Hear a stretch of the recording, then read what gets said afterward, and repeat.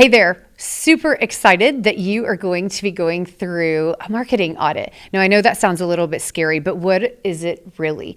We're taking a fresh look from your market's perspective of your messaging, your positioning in context of your competitors so that we understand who you're being compared to and what's in the minds of your prospects.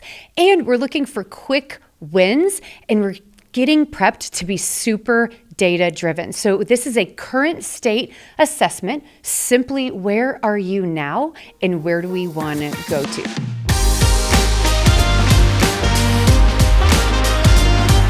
Hey everybody, and welcome to the Marketing Blender. I am Dacia Coffee, and guys, you want to introduce yourself? I'm Samaria Boyd. And I'm Ramsey Sanchez. So for those of you guys who are subscribers and get our notifications every week, and thank you, and hit that notification button, please. You know both of them. These are two of our digital leads. We've got our social media specialist and our paid media specialist. And we're going to be talking today on what is a marketing audit. Now, for our clients, this is a standard and critically important part of our process, but it's oftentimes misunderstood.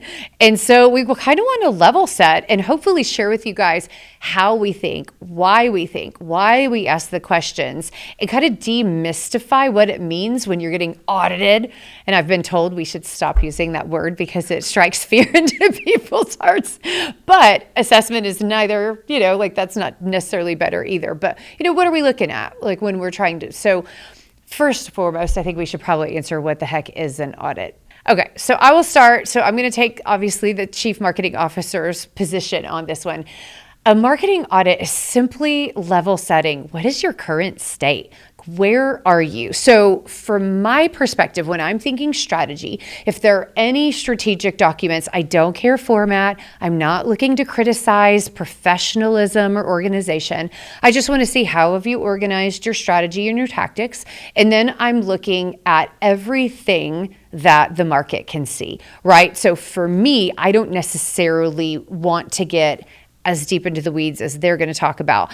I want to see, can I see your targeting on your website? Can I see messaging? And I'll go a little bit deeper into this, but I want to experience what somebody coming cold to your marketing is actually experiencing and how you're perceived. So that's what I'm looking at. Samaria, for you, when you're looking at social media, what are you auditing? So the first thing is usually how many pages do you have? Number one, I need to know that. And then, on each page itself, so we're looking to make sure that everything is kind of optimized. So whether it be Facebook and you have a header, or LinkedIn and you have a header, is that the actual size? Is it clear? Does it at least give the message that you want it to give, or send the message that you want it to send? What is your profile picture like? Your bio? So it can get as granular as that. And then I'm also looking to see, how many times you're posting, what you're posting. Also, are you utilizing all of the features that are offered on that platform? And then also another thing that I'm looking at is how many followers you have, how many likes, maybe if you have that, on that platform. But just kind of checking all of the, all the checks and balances on social media platforms in general is just kind of checking to see what that looks like and what your engagement is looking like. If I can get into the back end analytics, kind of taking a deeper look at what works and what doesn't. So. Yeah, I love it. Ramsey, how about you? Yeah, so for me, the digital marketing audit, in a sense, I would still kind of, in the core of it, call it an audit. Because you're, as the person who's going into your into the software stack and your website, and kind of doing some reconnaissance of what is it that you're ranking for, because that's we want to make sure that your brand that you then spent so much time and money and effort building up, applying, or what's the word? You're invested in a website, right? You're investing into a website. You're investing into an ads platform. You want to know that all the things are connected and working together, and or ranking for your site, because there have been times where a CEO said, "Oh, I created his website 5 months ago, but there was no indexing going on, or there was an issue with their keywords not ranking, and they thought they had pages set up properly." And it's like, those are things you want us to find. Like, that's what I think is important for audit. Now, there's all kinds of stuff that I'll be looking at. I mean, outside of just SEO and keywords, competitor analysis and other recommendations and things to have. But yeah, that's pretty much sums it up. Yeah. And we won't get too deep into this, but if our clients are already running paid campaigns, you're taking a look at what, when they've got Google AdWords or some other paid, like, what are you taking a look at? Right. Yeah. With the Google ad campaigns, it typically, what I've seen is, a client might come to us and already have a pretty successful Google ad campaign. There might be some tweaks or best practices to set up for those campaigns, like in their settings. We could toggle something on and off, or I might say we need to adjust copy or other things that might work. But for me, I don't necessarily like to work in already pre-built campaigns. I would much rather just build them all up from scratch with my process. However, if they are good, right, and I see conversions are coming through, and there isn't really much to do with those campaigns outside of maybe some tweaks, the audit is a really great time for the CMO and I to kind of discuss what could be a new potential campaign that they want to start with, and that would also give me a reason to start a new campaign my way. Yeah. And then just compare them, and say, well, this is what's working or what not working, and but yeah, those are things I discover, with the keyword research, things that we find on the SEO audit side of things, and finding new opportunities, things that you're not running on, keywords that you're not running on, messaging and stuff. That allows me to find within the audit a new opportunity, or just new opportunity for that new service. Yeah. And side note, you guys, Ramsey has an episode all about if he's going to do a deep dive on Google AdWords audit. He gives you all the tips and tricks on what he's looking for and how he gets more results. And Samaria has her own episode on a deep dive on social, what she's looking for, and how to really get the most squeeze out of the lemon on social media too. So they both did deep dives. You can check out those links in the show notes or on the screen if they pop up. And but we're going to keep going, and we're going to stick to big picture right now. So I'd be remiss in not saying they can keep going deeper. So I think, something that you just said, Ramsey, is really important that I want to talk to the audience about, and it's about when we actually do the digital marketing audit. So there's kind of two times. Occasionally we have a prospect come in and they want to do a paid audit, and that's it. And so we are really coming in cold, freezing cold, very little strategic work, but they're saying, okay, we're doing a whole bunch, just tell us what we're doing wrong. Now, I don't love these. I don't know how often you guys have to do these, because basically I have no context on the team, no context on whether they're going to like or hate or be offended or, excited about constructive criticism, if you will, and only minor insight on where we're going, what are we trying to accomplishing in the strategy. But there's still a lot that we can gather if people are like, lay it on me. Like, I just need to know, like, what do you guys see? But more commonly, we do it in the middle of strategic planning. So what I mean by that is that we've had deep workshops with our clients about who is your ideal target market, who are your buyer personas, what is the buyer's journey, and what is the sales process that you guys are following. We're starting to already understand the competitive landscape, and oftentimes we've already started doing some work on the brand archetype and your positioning.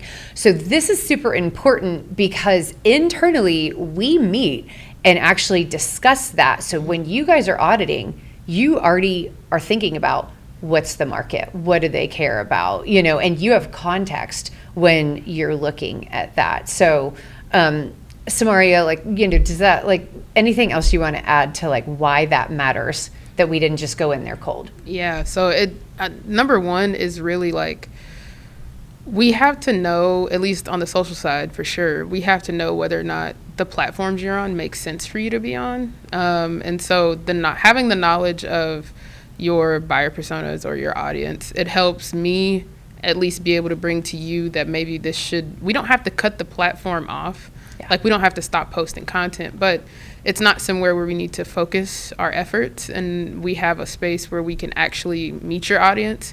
So that's the number one thing. The other thing is that it gives me all the, I guess, like, not all the knowledge, because I'm not like all knowing, but like it gives me as much information as I need about your company and your brand on social, that I need to like actually kind of go and do the research and learn a little bit more. Because for me, the audit is really not only a learning phase, it'll be me teaching them a little bit more about their social, but it's also a really big learning phase for me to better understand the client and what their industry is. So the audits, I know people are like, oh, you must have, like, it might not take that long in some people's heads. And okay, some people can do the audit maybe in like an hour or so, but like for me, it's like a super big deep dive into everything that they do, their audience, what they were doing before, what they're doing now. So yeah, hopefully I answered that question correctly. Yeah, no, totally. Yeah. But yeah, so it just gives me, it really gives me good oversight of the client. So Ramsey, when we're doing the internal prep meeting for an audit, what are you asking a CMO to give you? Like, what are you like, okay, I need to know this before I dive in? Yeah. Yes. Also to Samara's point, like it's getting prepared for the audit, that whole thing is just, there's a lot of legwork going on. Like there's a lot of going into their system and stuff. But the CMO can really help in this area, or whoever the CMO is working with, if they can provide as much information on what they're currently doing, what services that they're currently going after, what keywords have they already tried to hit, and a lot of times if it's none of those things, or they don't know any of that right now, or just sitting down and getting that information out of them. And we usually have a good process of doing that. We have the documentation and questions that will help you sort of get that onto paper. But that information is something I truly just need to get started. Of course, beyond the things of needing your domain, like getting access to certain analytic tools and sort of looking at a benchmark year over year, month over month, whatever it may be, and try to find some things around seasonalities. And that's just the great thing of the tools that we use is, you can see the different trends of keyword impressions and when things got impacted by news or whatever it may be. And those are discussions that the CMO and I are really having on why is this happening, or is there a reason why they've covered this? If not, then that would be a great question on one of the workshops that you have with them to kind of get that intel out of them for the audit. 100%. It brings up a couple examples for me, where both what you guys are talking about, who are the audience? Is it the right platform? Is this how they look at it? What are we actually trying to accomplish? I mean, to your point about keywords. Okay, so we pull all these keyword lists, and how frequently we get in there, and once the client's giving us feedback, we realize, especially if it's something highly technical, no, we don't want to rank for this. And then we learn so much. Or another one that happens a lot in industrial engineering conversations is there's all these keywords they can rank for, but the target market, the buyer persona, whether the title or the type of company, would never Google search those. Mm-hmm. So who cares if you can rank for what is engineering if that has nothing to do with your sales pipeline? Yeah. Then we don't need to waste attention, time, and money on that. And so knowing those buyer personas, knowing where they go, what they do. And so when I'm looking at a website, you see a value proposition. Is it a good or a bad one? Well, I don't know. What does the market think? And so why we do them in the middle is because at that point I know what the market's comparing people to. And so then I have a healthy perspective on, are they saying what's in it for me? Is that actually going to resonate? And then of course, there's the technical stuff. Do they have enough calls to action? Is there enough balance in what they think is entertaining? And I am amazed at how frequently, and I'm really not amazed, clients are busy. Mm-hmm. So that's so frequent where they have not looked at any of their data, maybe in years, maybe ever. You Yeah. know, I mean, and it's not actually uncommon where, I mean, a client literally couldn't guess within thousands, like what's their traffic to their website, or, you know, I mean, what role does social media play? Yeah, that's a big one. That's the question I always get is like, well, I have a Facebook, but I mean, I don't really know what the point is of social. And it's like, well, for business. And so then this is the part where like, I mean, it gets me kind of excited because at least some clients are naysayers, some clients are just curious. And they start asking questions and they get really interactive with the audit and the things that we're seeing. So sometimes it's rapid fire questions, which is sometimes scary. But you're amazing at. Yeah, I know, yeah. Well, because it's like, okay, I didn't expect them to start asking all these questions. But it also makes me excited because they are asking so many questions, which means that once we do move into execution, they're going to want to be involved and very hands-on. So those are the things that make me excited. And that's one reason why I like the audit too. Yeah, and not to name clients, and they're not doing anything wrong. They don't know anything about their social media accounts or why someone told them to start it 10 years ago. Yeah. Yeah, they just have it.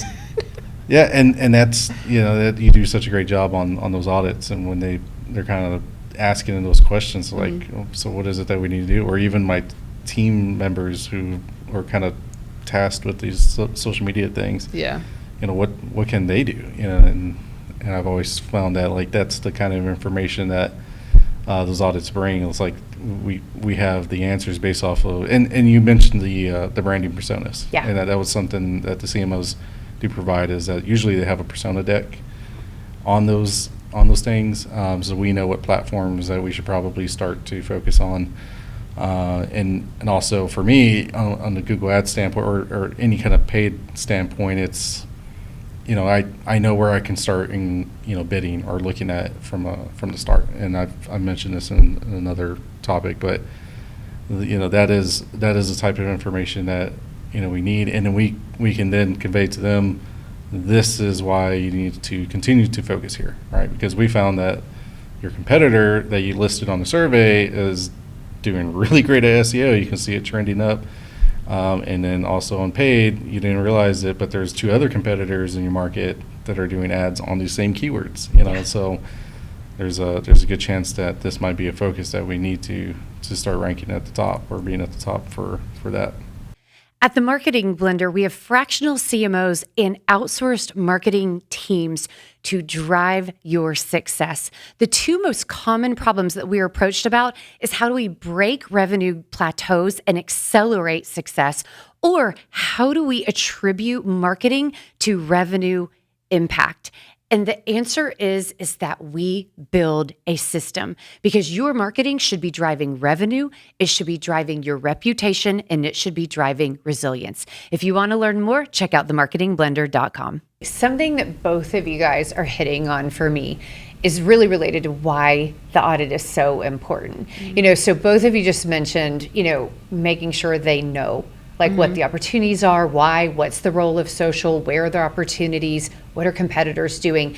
And for me, getting alignment, and sometimes it can feel tense, like clients get real nervous about this. Sometimes they get real curious and real excited.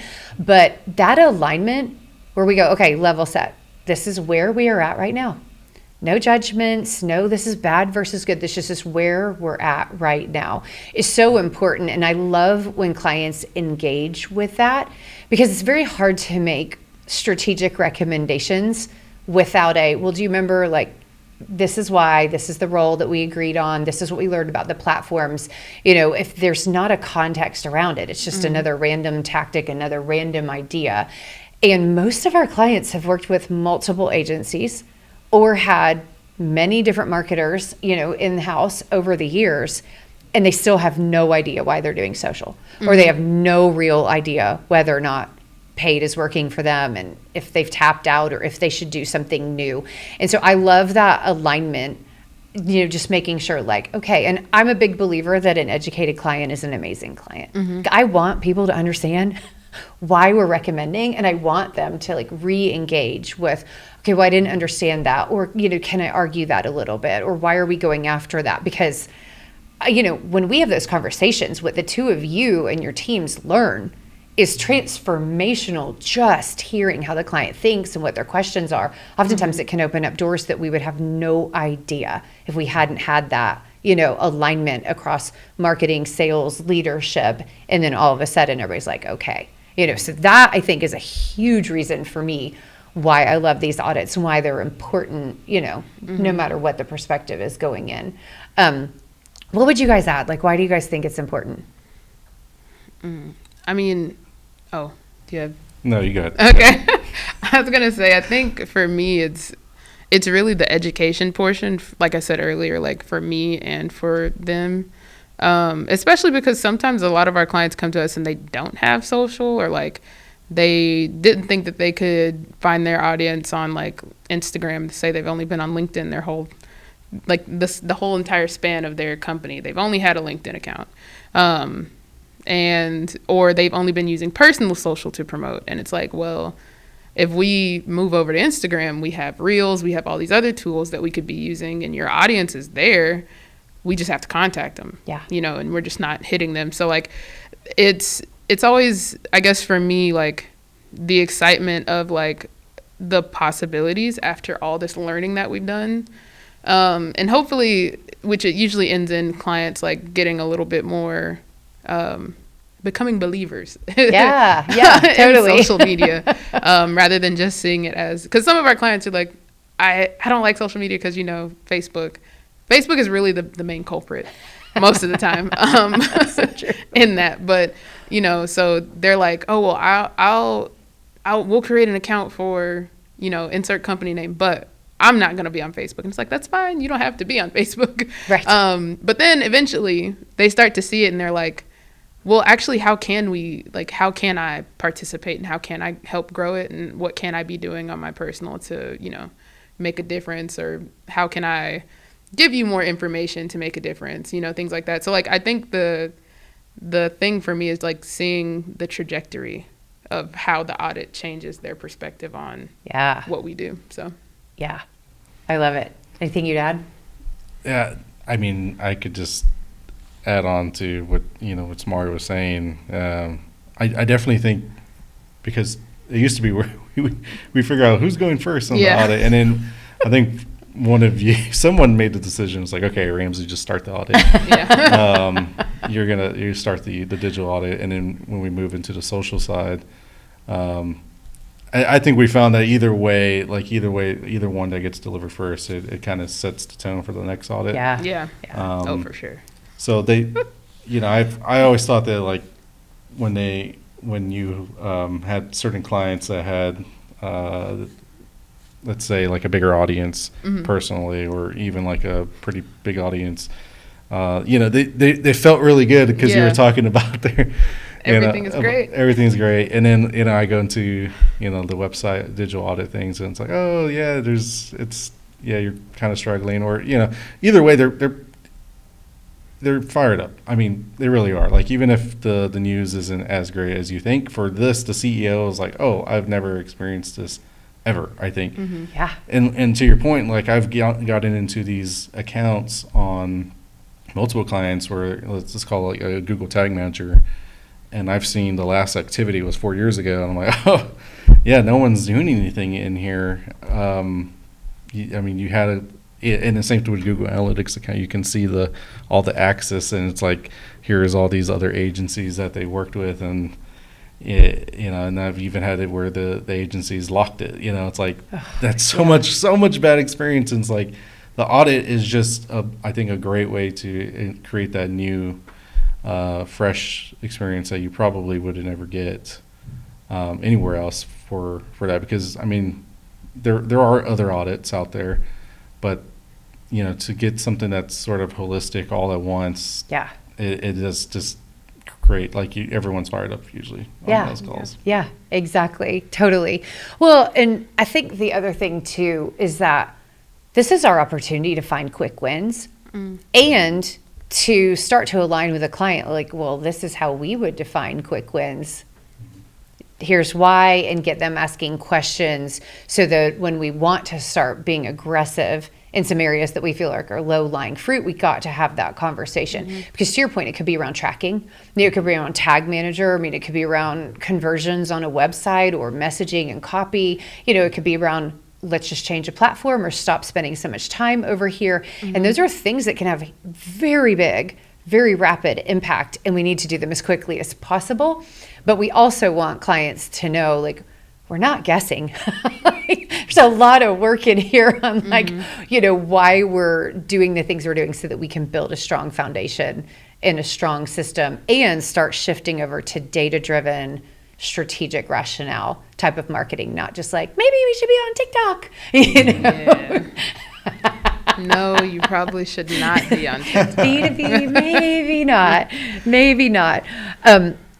Okay, so one final thing I really want to get into here, do's and don'ts. If you are going to go through a marketing audit for your company and you think it's like, hey, client, just show up. No, like this is for your benefit.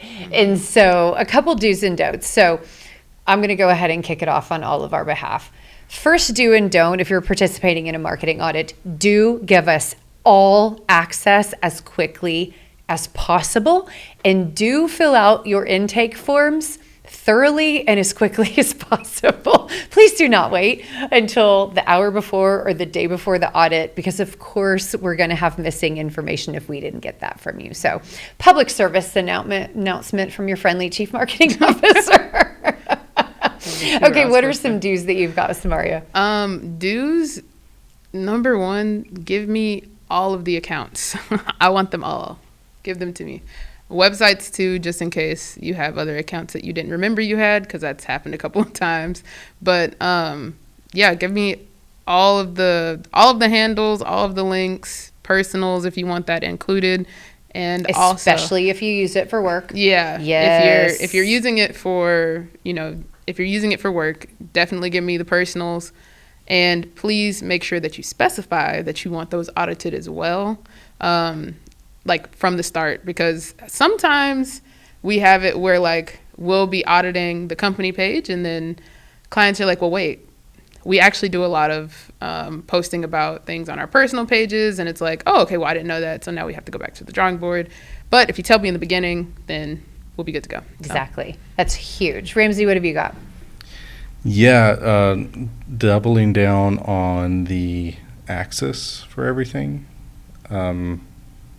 Yeah, for sure on that. I mean, we got to get access to your analytics, to your website, to your ads account, just so we know that we're making the correct recommendation based off of data, essentially historical data, things that you've tried, and then the keyword survey, the documents that you had mentioned. That document is really important, mainly because.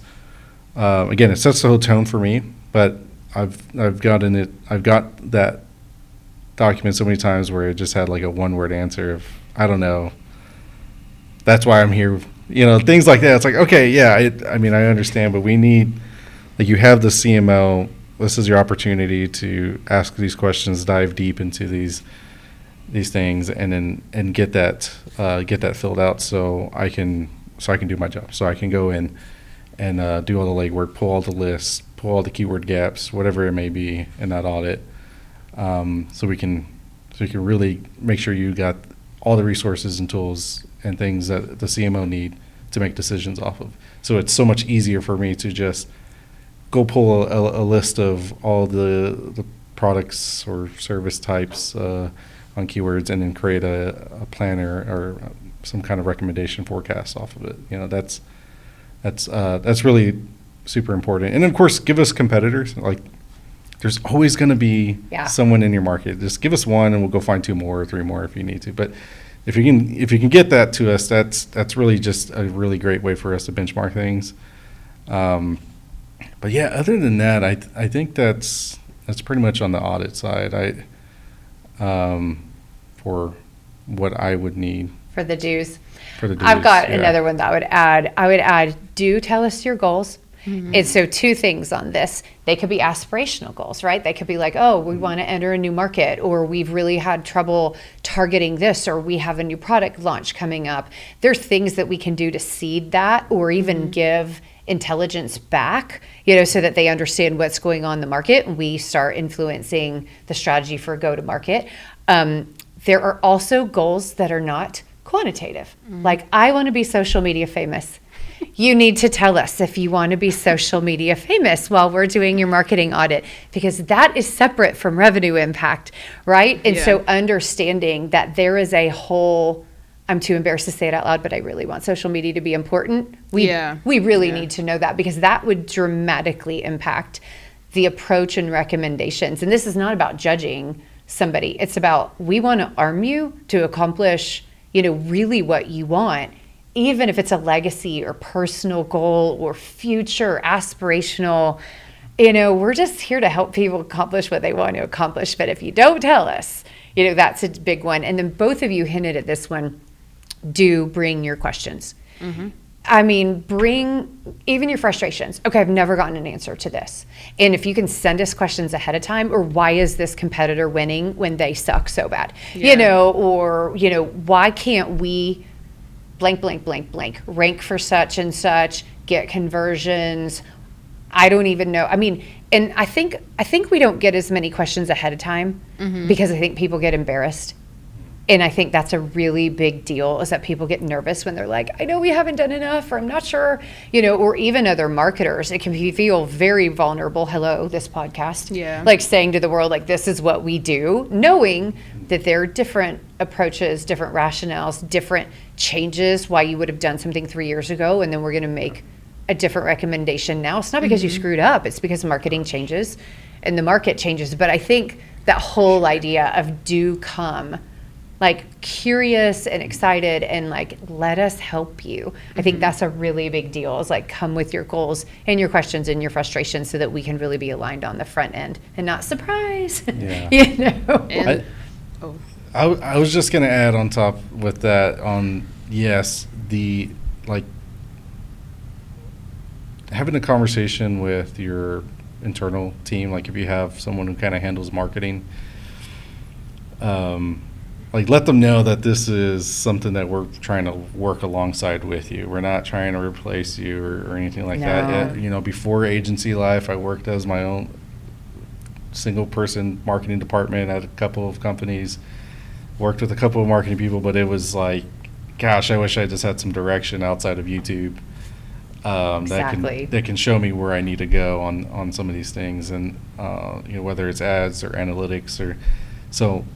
Having that conversation with your team, that this is something that we're working together cohesively on and building out for your company. And that was the other point I was trying to remember, was with like the CMOs, like that's something that they do. Like, we have several that do a really good job of making that clear. It's like, we're not here to be your enemy to your internal team or anything like that. There's just support, right? There's just another level of we're attacking it from a different direction. Exactly. And we will be so much more prepared. And the other, I guess, do or don't is just after the digital audit, depending on what plan you are with us. After the digital audit, you have the marketing plan. Yes. So like you're like, what do we do with all this information? It's like, oh yeah, here's the plan. Yeah. We're going right into We're going to go straight into that next step. Yes, exactly.